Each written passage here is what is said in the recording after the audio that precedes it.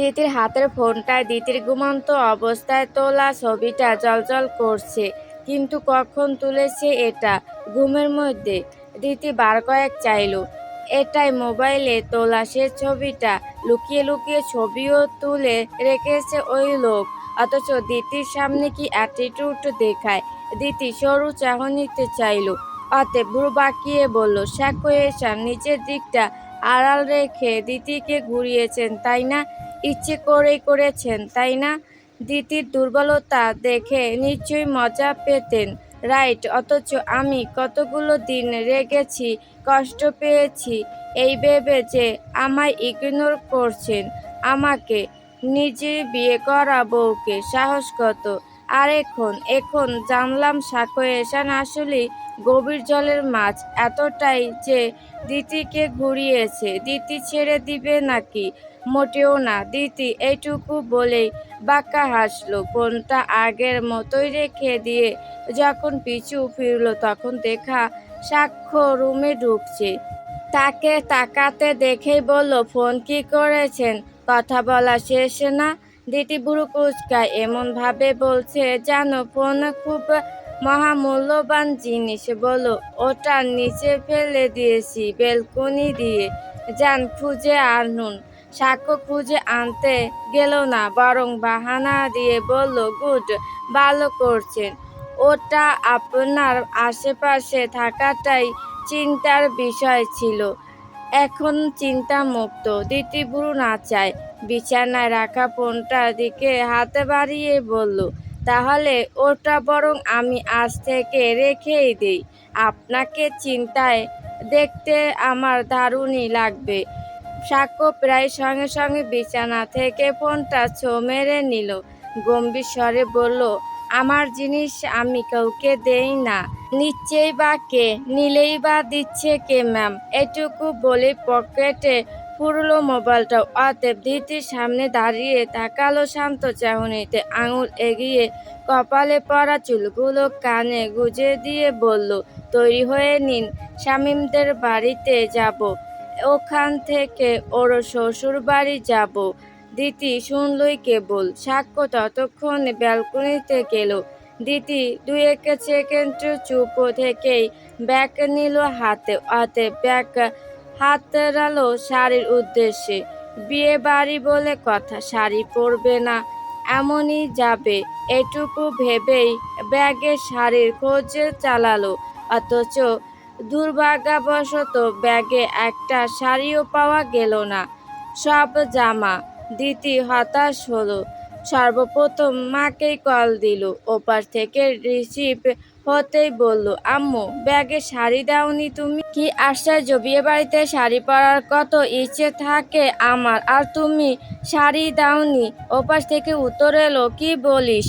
আমি তো শাড়ি দিয়েছিলাম দিতি, ওই যে এইবার বিয়ে বাড়িতে পরলি ওইটাই দিলাম। দুটো শাড়ি দিয়েছি। সাক্ষ্যকে বলেও দিয়েছিলাম যে ব্যাগের নিচের দিকে শাড়ি আছে, ওকে একটু বলে দিও। কিন্তু কোনো শাড়ি তো নেই আম্মু, কোথায় গেল? হাওয়া হয়ে গেল। দিতির আম্মু আবারও বলল, আমি দিয়েছি, স্পষ্টই মনে আছে আমার।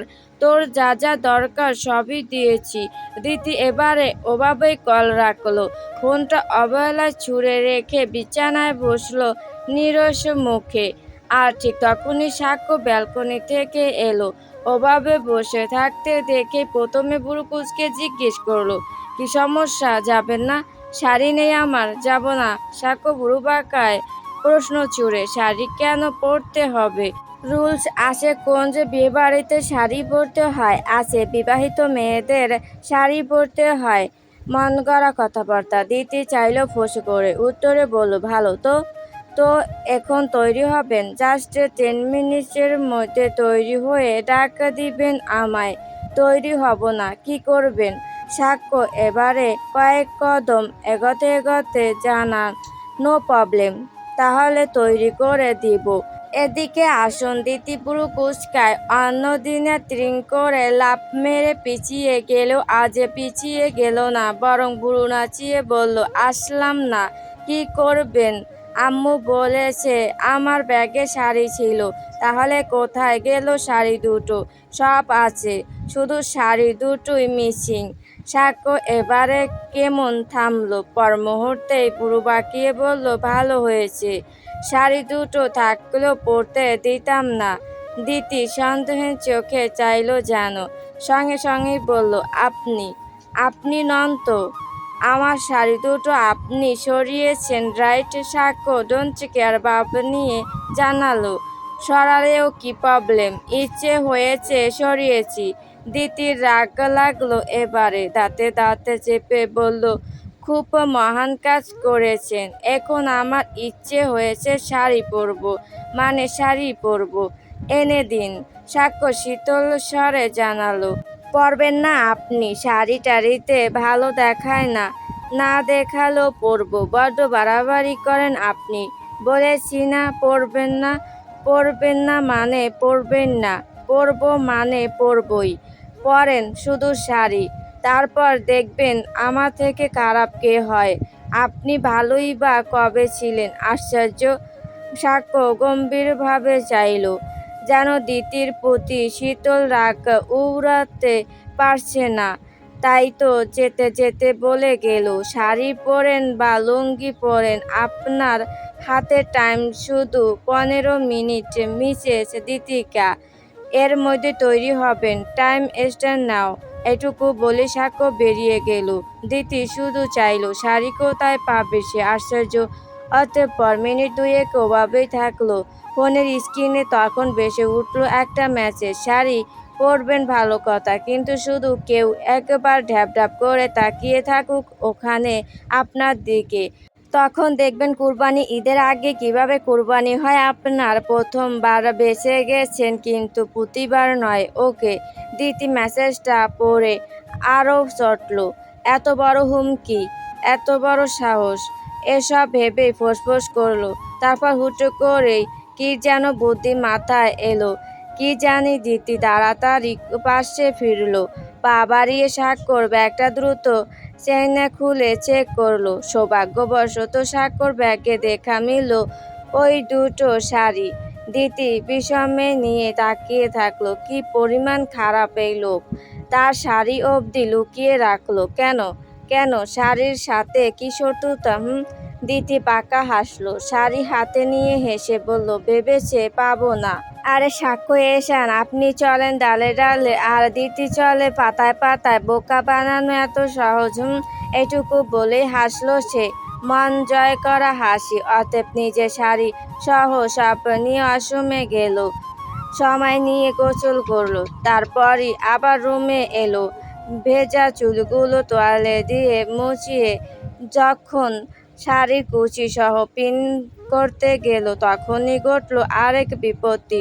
আম্মু সব দিলেও তাকে পিন দেয়নি। তাহলে পিন আপ করবে কিভাবে? দিতি আবারও ফোন করে ডাকলো সাক্ষ্যকে। হতাশ হয়ে কিছু বলতেই নিতেই সাক্ষ্য দ্রুত ঢুকলো।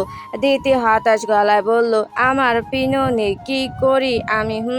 ওভাবে হুট করে কেউ আসে না কোনো ইনভাইটেশনে। আমি এসেছি আপনার জন্য, অথচ এমনভাবে এসেছি যে এক পায়ের স্যান্ডেল থাকলে অন্য পায়েটা খুঁজতে খুঁজতেই দিন শেষ। সাক্ষ্য চাইল মাত্রই শামীমের ওয়াশরুমে গোসল সেরেছে, আর ঠিক তখনই দিতি কল দিয়েছে। কোনো রকমে একটা টি শার্ট জড়িয়ে ছুটে এসেছে, আর এসে শুনল কি পিন নেই।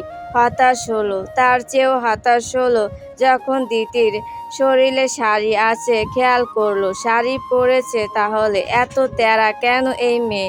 সাক্ষ্য ভুরু নাচিয়ে বলল, শাড়িটা পরতেই হতো।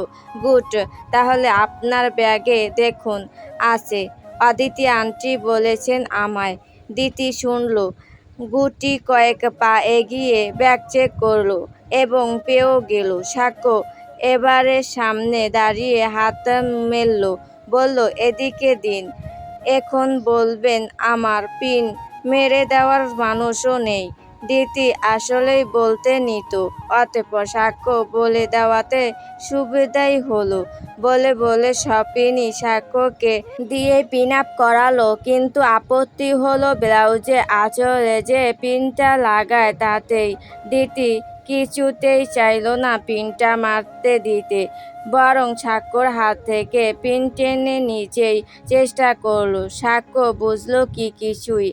অপরদিকে দিতির চেষ্টা দেখে নিজেই দিতির দু কাঁধ ধরে টেনে নিজের সামনে দাঁড় করালো। আঁচলের ভাঁজটা ব্লাউজের গলার দিকটাতে পিন করার জন্যই ব্লাউজটা সরিয়ে ধরল।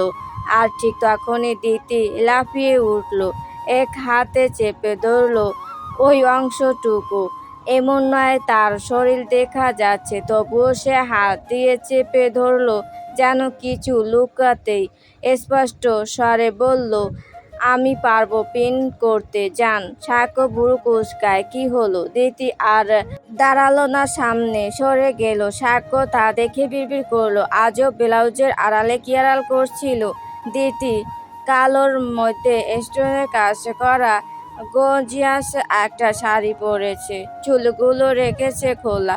সাক্ষ্যকে জ্বালাতে ইচ্ছে করে সেজেছে। ঠোঁটে লাগিয়েছে লাল টকটকে লিপস্টিক। ওই যে বলেছে কেউ তাকাতেই কুরবানি দিবে।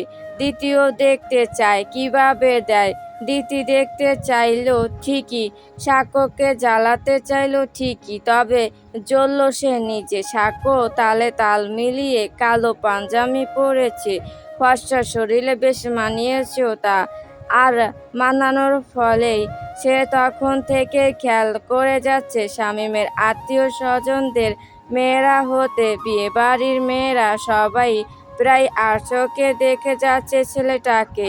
দিতি রেগে চাইল কেমন, সাক্ষ্যকে পাঞ্জাবিতে দারুণ লাগছে। দারুণ বলতে তাকিয়ে থাকতে ইচ্ছে করছে এমন, কিন্তু শুধু সে তাকিয়ে থাকলেই একটা কথা ছিল, অন্যরা কেন তাকাবে? ওভাবেই তির্যক চাহনি ফেলে বলল, কি আশ্চর্য, মেয়েরা আর চোখে আপনার দিকে বারবার তাকায় কেন? মেবি পাঞ্জাবি পরার কারণে। পাঞ্জাবিটা তো একদম বিচ্ছিরি। সাক্ষ্য তখন কপাল কুঁচকালো, নাচিয়ে বলল, তো খুলে ফেলুন। একটা বিয়ে বাড়িতে এসে এখন বলছে পাঞ্জাবি খুলে ফেলুন। সাক্ষ্য কি এখন তাহলে খালি গায়ে ঘুরঘুর করবে? বন্ধুর বিয়েতে দিয়েছে আল্লাহ তাকে একটা বউ, মুখে ফটফট কথা থাকলেও আক্কেল জ্ঞান কিচ্ছু নেই। বুড়ো বাঁকিয়ে বলল, না খুললে? দিতির আরেকটু রাগ লাগলো যেন। বলল, ইচ্ছে আপনার, আমার কি? আপনাকে খারাপ দেখাচ্ছে তাতে আমার কি অসুবিধা? সাক্ষ্য ঠোঁট বাঁকিয়ে হাসলো মৃদু, বলল, সুবিধা বলছেন? দিতির গা জ্বালা করলো যেন। বলল, আপনার সাথে কথা বলতে ইচ্ছে হচ্ছে না, প্লিজ বের হন। সাক্ষ্য বের হলো না, বরং এগিয়ে দাঁড়ালো দিতির থেকে কয়েক ইঞ্চি সামনে দাঁড়িয়ে চোখে চোখ রেখে বলল, শাড়ি পরছেন না? খুব নিষেধ করা সত্ত্বেও পরেছেন। এখন আপনার শাড়ির সাথে আমার পাঞ্জাবিটাই ম্যাচ করবে। আশ্চর্য, আমার সাথে ম্যাচ করতে হবেই বা কেন? কারণ অন্য কারোর সাথে ম্যাচিং হলে মানুষ আবার সন্দেহের চোখে দেখে। এই জন্য সন্দেহ করলে যাতে আপনার সাথে সন্দেহ করে, তাই ম্যাচিং হতে হবে।